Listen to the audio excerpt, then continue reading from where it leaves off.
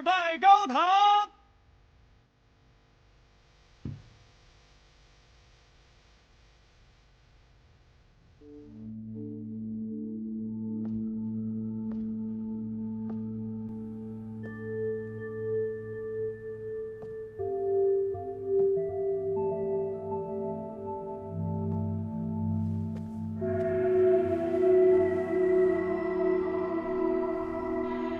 从今日起，你便是我的妻了。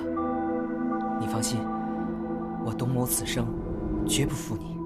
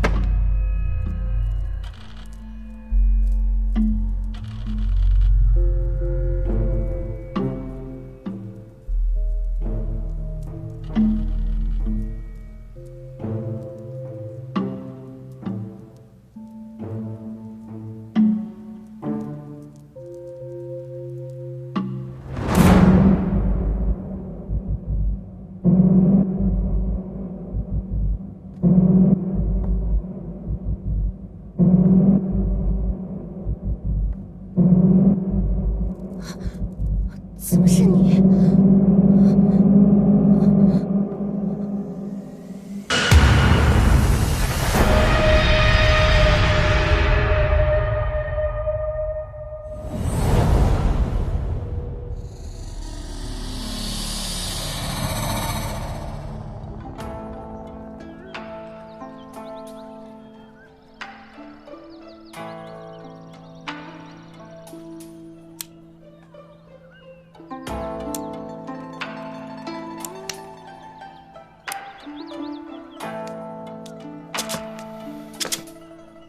这个月赚的这点小钱，我连首饰都买不起。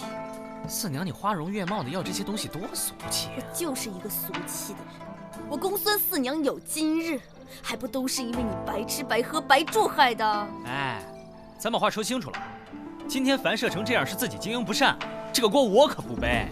哎呀，哎呀，这人比人真是气死人哦！你们说啊，人家董承一郎的儿子就能考上状元，而且昨天还迎娶了长安城最有名的大美人张家姑娘。我们呢，却要在这里算计着挣了几个钱呢，亏了几个钱呢，在这儿发愁。说白了，还是出身不一样啊。我们什么时候能出头呢？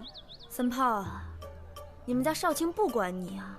你说你不干活，在我这儿偷懒儿，怪不得没有出头之日，娶不着媳妇儿。四娘，这你就不懂。我们大理寺是靠世道吃饭，世道不安定有案子，我们就有钱赚；世道要安定了，我们就得去喝西北风。哟，饭来了呀，饭到了啊！不，老大，西城出了命案，你们俩赶紧跟我走。我去不了，四娘刚刚还骂我吃白饭呢。三炮啊，赶紧把双燕叫上。好。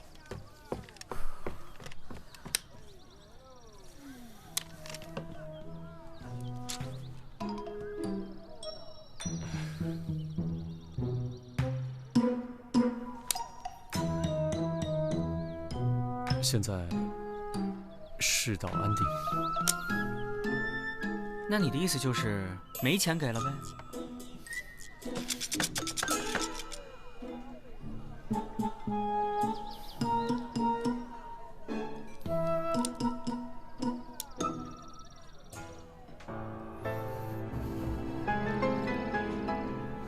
我娘给我留的，等我有钱我。给我带上。这可是李少卿他娘让他交给新娘子的。哎，办案顺利哦！谢谢李少卿。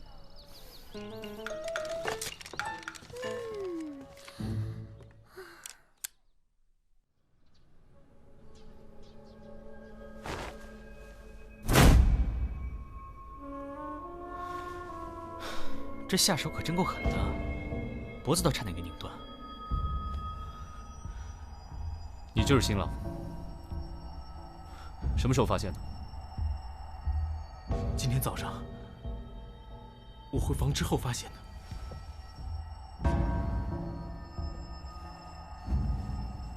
今天早上回房？那你昨晚干什么去了？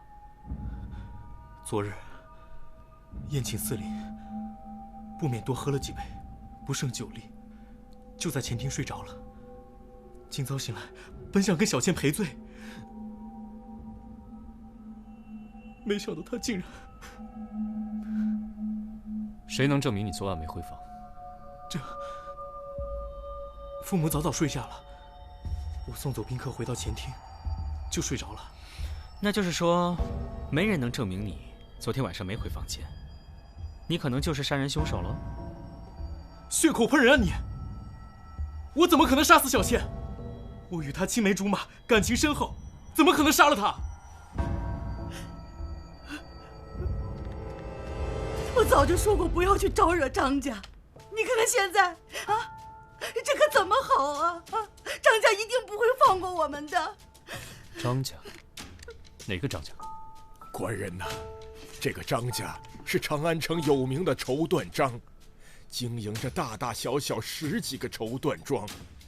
小犬和张家姑娘自幼相识，青梅竹马，奈何张家夫人嫌我们家穷，拿不出像样的聘礼，两人的婚事也只得作罢。可是1个月前，小倩突然兴奋地告诉我，她得到了贵人相助，可以嫁给我了。贵人？你可知道贵人是谁？她说，此人身份特殊，不能透露。不对呀，这张家姑娘不是嫁给程一郎董大人家的儿子了吗？你是说昨天成亲的那个状元郎？对呀，没听说董家娶错人了呀？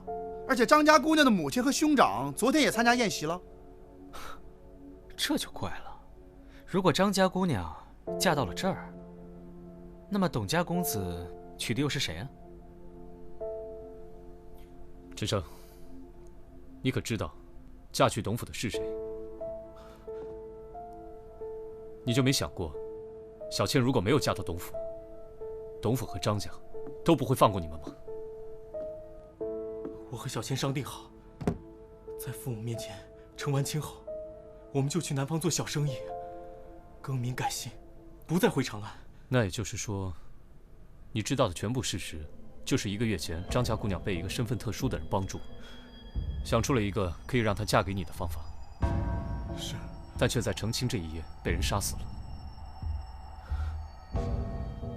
那清晨你来到这个房间的时候，可发现有其他异常？这张家姑娘平日可有什么仇人？没有。那你能不能想到有什么人会对张姑娘不利吗？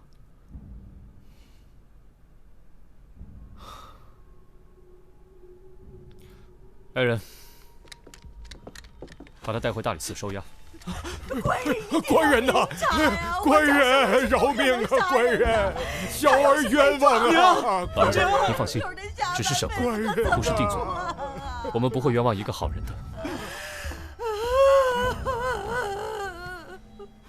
老人家，还劳烦您，这屋里的东西先别动，也许我们还有用。尸体呢？来晚了你，要你管？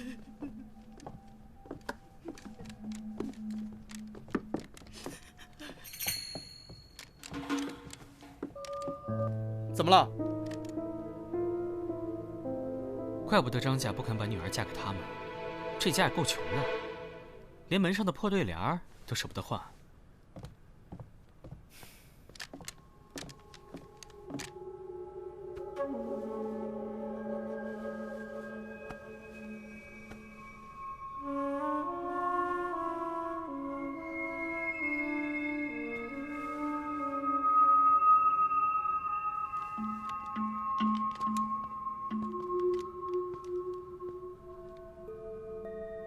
哎，我说，咱们不去查案，跑这儿来干嘛呀？你傻呀！既然张家姑娘已经死了，那嫁进董府的是谁呢？嫁进董府的是谁呢？董公子这么年轻就考取了状元，前途锦绣，长安城里多少女子都想嫁给他。啊，我懂了。哎，这样张家姑娘死了，对不对？取而代之的，这以后可以过上好日子呗，对吧？哎呀，可这都是咱们猜测的呀。人董家凭什么交出新娘子啊？这就要看咱们李少卿有多大面子了。哎！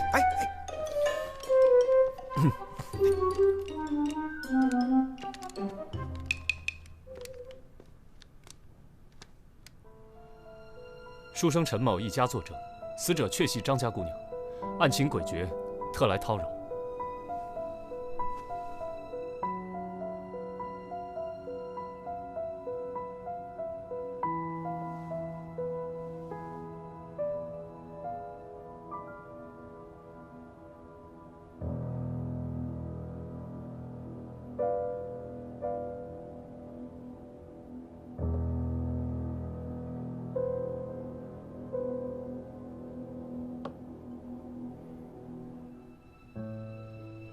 既然李少卿质疑我家媳妇儿的身份，本官已派人让犬子带媳妇儿过来请安，让少卿一辨真假。办案需要，失礼了。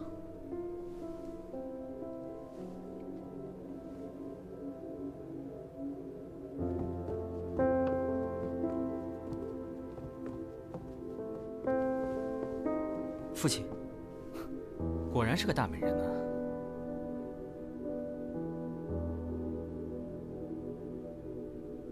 常山公主，公主？哪儿来的公主？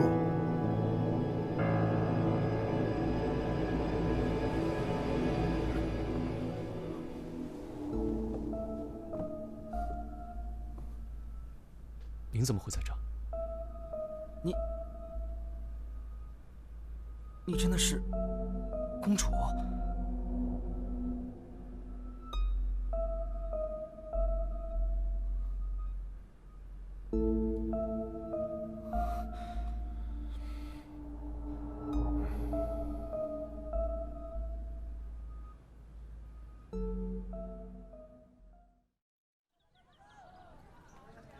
你说什么？公主？可不是嘛！要不是我老大发现，那董家还以为娶的是张家姑娘呢。所以说，这父母之命，媒妁之言，真是害死人呐！成亲前两方连面都没见过，成亲后连娶错了媳妇儿都不知道。这公主如果想结婚的话，直接去求陛下赐婚不就行了吗？为什么非要偷摸顶着张家姑娘的名儿去嫁人呢？这就得问李治了，他人呢？陪着董家父子进宫请罪去了。验完了，死亡时间大概是在昨夜的酉时到戌时之间。张家姑娘确实是被勒死的，而且反抗得很激烈，感觉手指甲都已经抠进凶犯的手里面了。哎呀，染得那么好看的指甲，真替她可惜啊！哎，我一直不懂你们女孩为什么非要染指甲呢？自自然然多好看。你懂什么？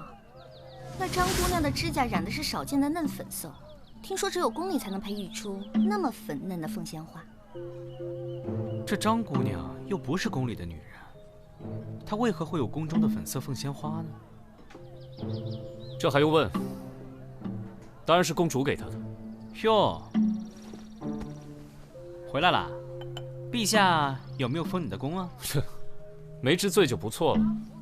你没问问陛下，公主为什么要顶着别人的名字嫁人呢？陛下本来有让公主去西域和亲的打算，但公主不从，陛下也就迟迟未下定论。公主应该是害怕夜长梦多，索性先下手为强，嫁给一个朝中的青年才俊。这个办法未必稳妥。如果陛下真要让她和亲，大可下旨让她改嫁。所以他才想要顶替张姑娘之名嫁进董府。要不是被李治发现的话，他现在还在董府做夫人呢。萨摩，有件事需要你帮我查一下。陛下为了安抚朝堂，就大度地赏了董府，算是补了公主的嫁妆。但是他也怀疑是公主杀人，对不对？除了新郎之外，最有嫌疑的就是公主了。但碍于皇家颜面，这事儿还得悄悄调查。如果真的查出来公主是凶手，那陛下打算怎么处置啊？其他我们管不了，我们只管查案。我们只管收钱。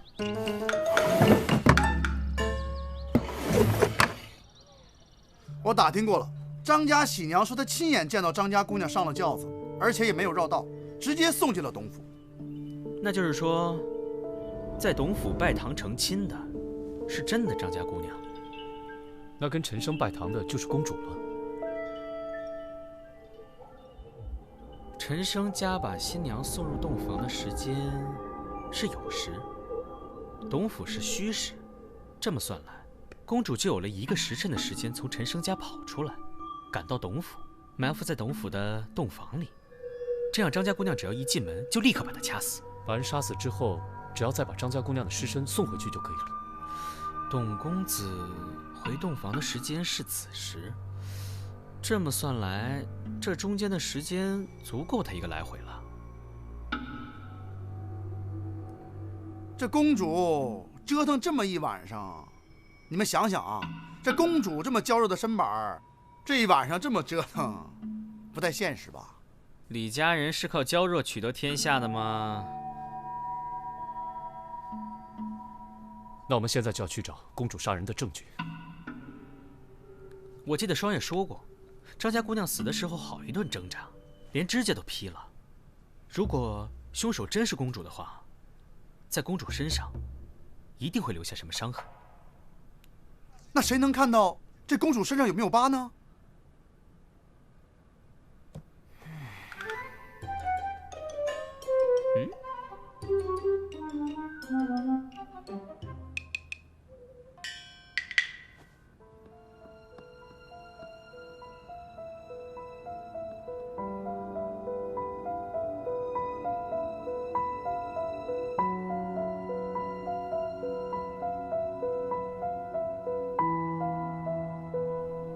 公主最近一切可好？公主一切安好，还请李少卿放心。张家姑娘被杀之事，你们告诉公主了吗？啊，怕公主担心，不曾告知。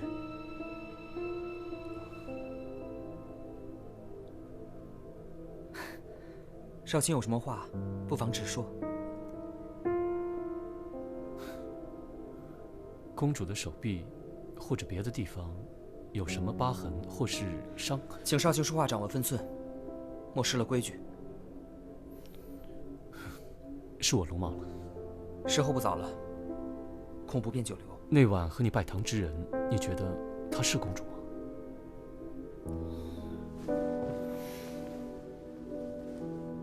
我可以准确地告诉你，那晚与我拜堂之人，的确是公主。那日拜堂之时，我曾瞥见新娘左耳后有一颗黑痣。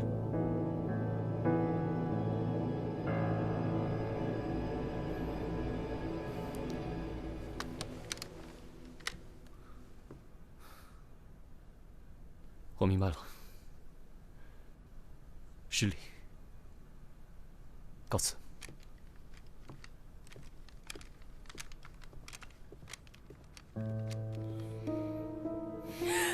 女儿，你死得好冤呐！不能进去，不能进去啊！哎呀，这有钱人家的公子还真讲究啊！你说这空气里有什么呀？还这么挡着？你懂什么呀？多少人一到春天就容易花粉不服，人家这是保护自己。那也太娇气了吧！是啊，你以为人人都跟你似的，身体壮得像个野驴？真不经夸。老大快出来了。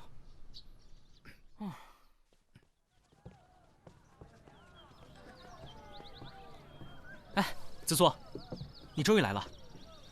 先帮我画张图，图中要标明张家、陈生家、董家，还有皇宫。嗯。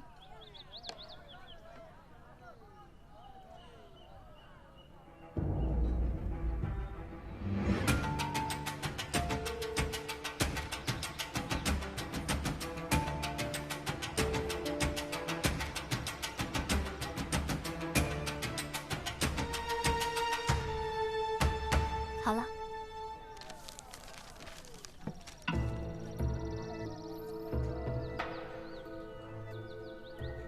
我想过了，本来要去书生陈生家的公主，最后却被抬到了董家；而本来要去董家的张家姑娘，最后却去了陈生家。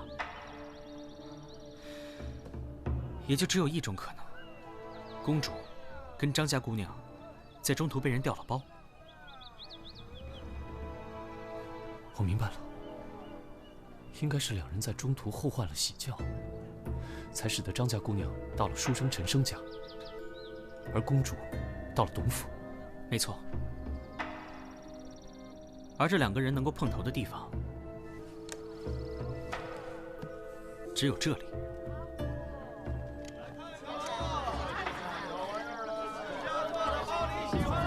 如果我们推测没错的话，这里就是他们调包的地方。现在关键的问题是，他们俩调包的方法。老大，老大，哎，我问过那个轿夫了，那天张家姑娘就在这儿，对，就在这儿，真的出了点意外。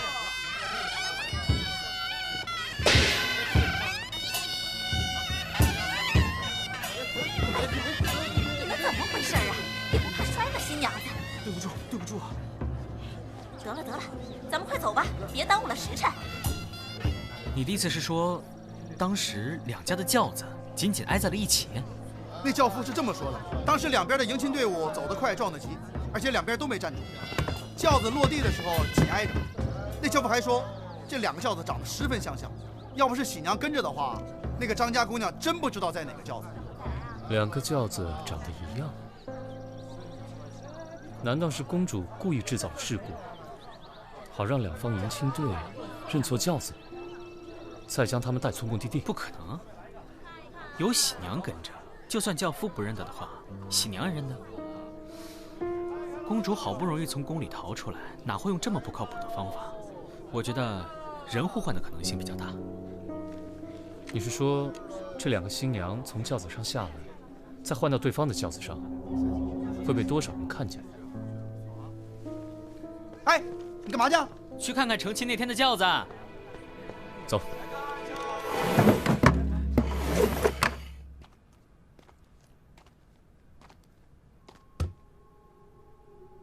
三炮，你说当时那两家的轿子是紧靠在一起，是前后靠呢，还是左右靠？左右靠。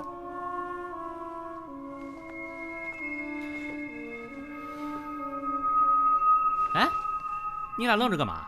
抬我呀？啊？什么？赶紧的！开什么玩笑？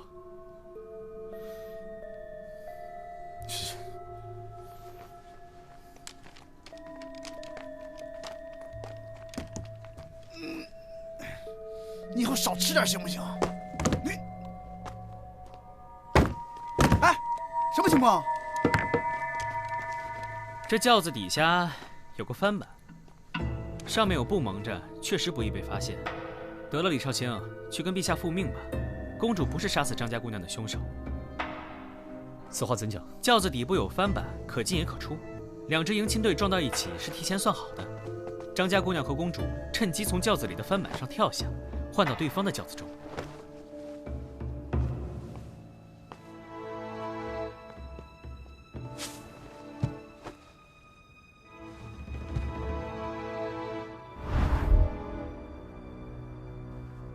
李少卿，你们果然在这里。董公子，你怎么知道我们在这儿？公主得知你们上门造访，就追着我问到底发生了什么。我就将张家姑娘被杀的事告诉了她。她说你们一定会来这里，所以让我来找你们。公主找我们有什么事？这我也不知道。还请各位移步府上，让公主亲自跟大家说吧，请。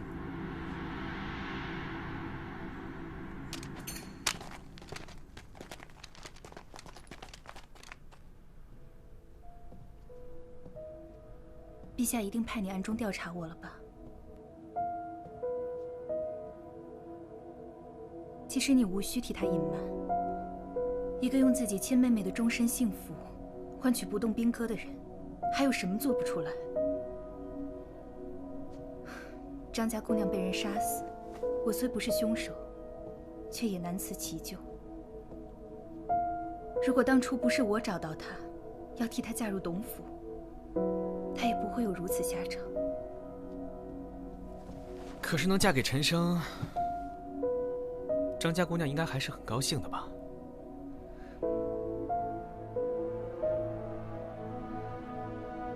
从陛下暗示我要去和亲，我就开始暗中派人打听长安城中近日要娶亲的青年才俊。在得知张家姑娘正为无法嫁给一个姓陈的穷书生而苦恼时，我便召她进了宫。我替你嫁进董府，让你和陈生更名改姓，远走高飞。作为交换条件，我准备了一些金银首饰，就当是给你的陪嫁吧。多谢公主。陪嫁？您给了多少？三嬷，都什么时候了，还说钱？哎，不是我财迷啊，而是那陈家一点也看不出有钱的样子啊。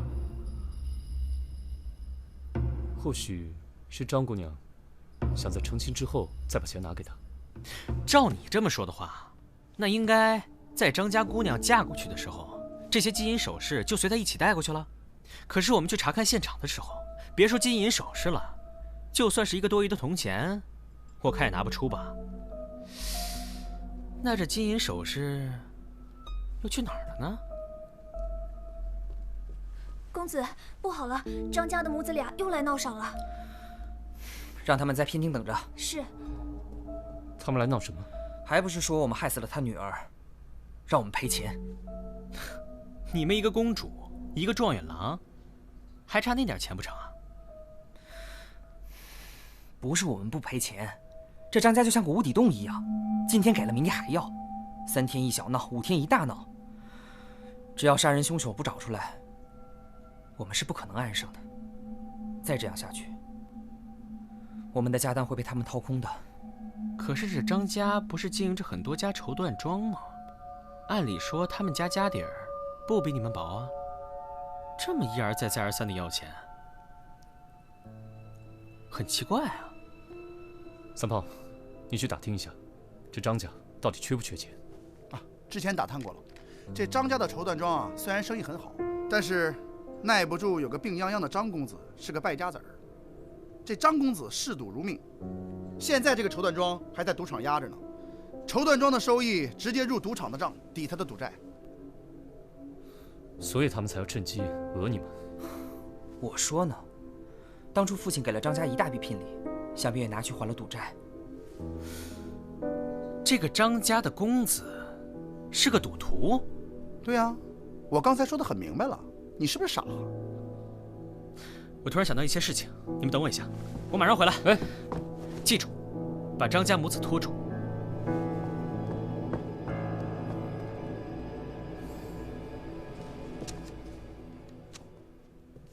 大娘，这副对联是什么时候挂上去的？去年挂的，不过成亲那日，生儿为了显得新鲜，还在上面重新描了一遍字呢。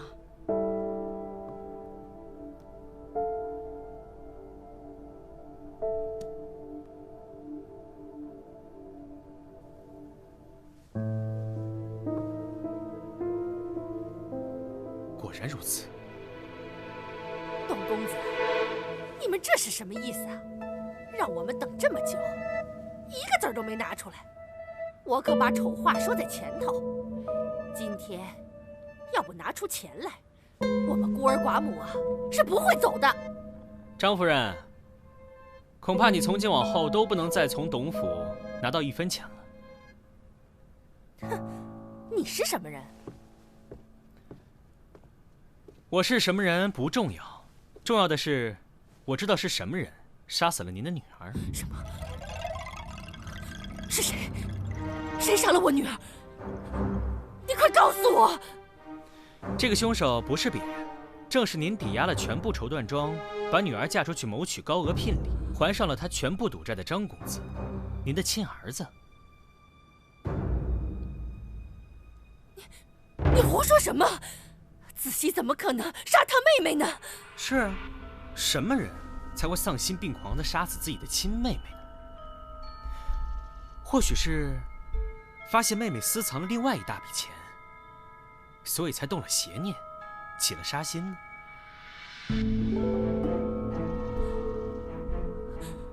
儿啊，你倒是说句话呀，别由着他往你身上泼脏水呀！说我杀人，你有什么证据吗？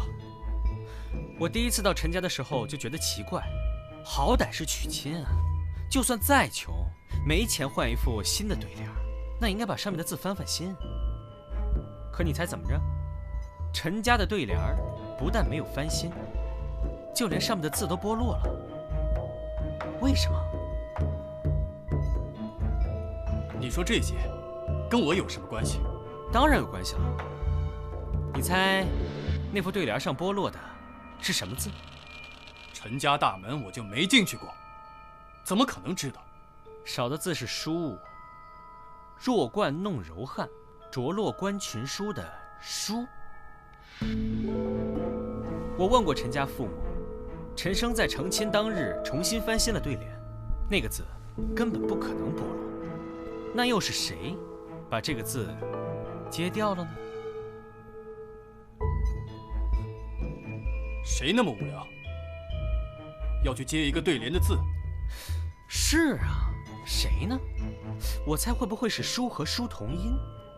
有的人大概见不得书，那又是什么人最怕书呢？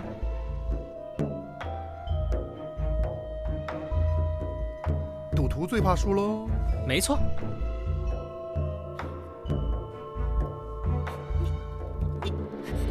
你说的这些都只是推断。要证据啊？当然有。我听说张公子最怕接触到花粉之类的东西，所以到了春天就会穿得严严实实。按理说，您的身上近日应该不太可能有外伤。张姑娘死的那晚，曾经对着掐死她的凶手拼命挣扎过。可否请您露出手臂？如果没有伤疤的话，我立刻向您赔罪。就算我手上有伤又怎么样？难道我就不能是因为别的事而受的伤吗？这根本就不可能成为证据。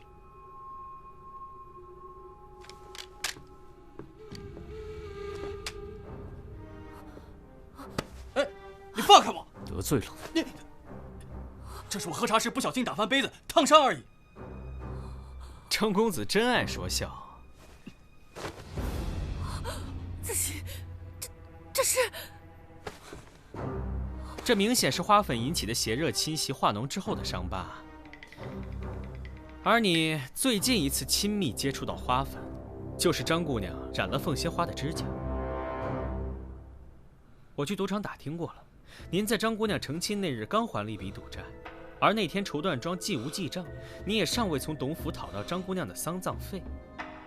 那么那笔钱哪儿来的？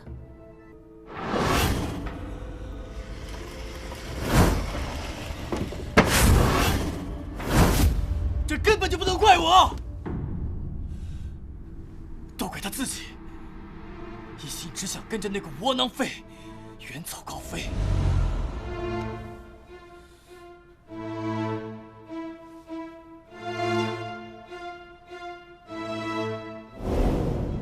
他有没有想过我啊？我是他的亲哥哥，他连我的死活都不顾了。子熙。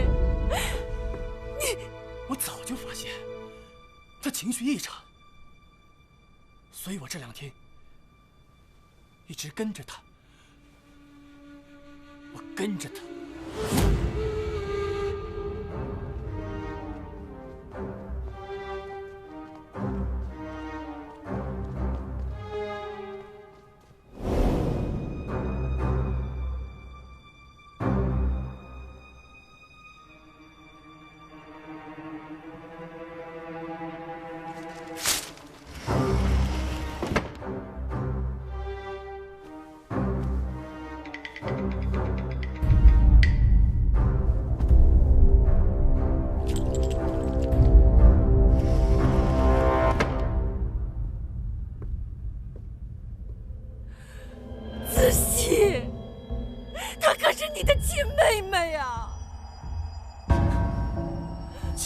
妹妹，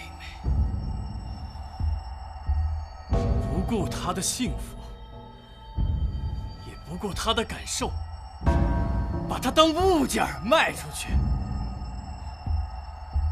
你又什么时候把她当成自己的亲生女儿了？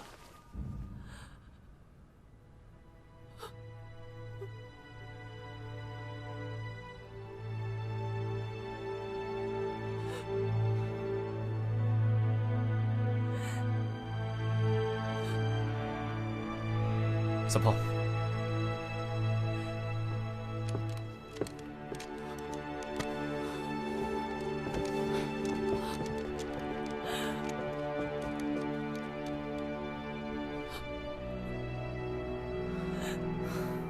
竟然有人为了区区小财，残害自己的手足。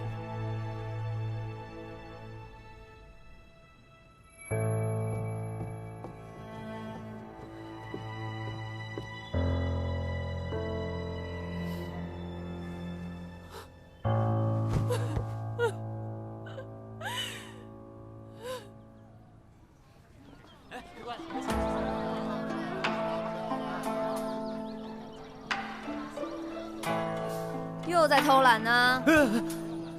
吓死我了！我刚做梦吃烧鸡呢。又想躲着不干活啊？我说四娘，我刚眯一会儿就被你骂，我都不想干了，怎么了？啊，给你干活你又发不出工钱来，我何必苦着自己？翅膀硬了啊！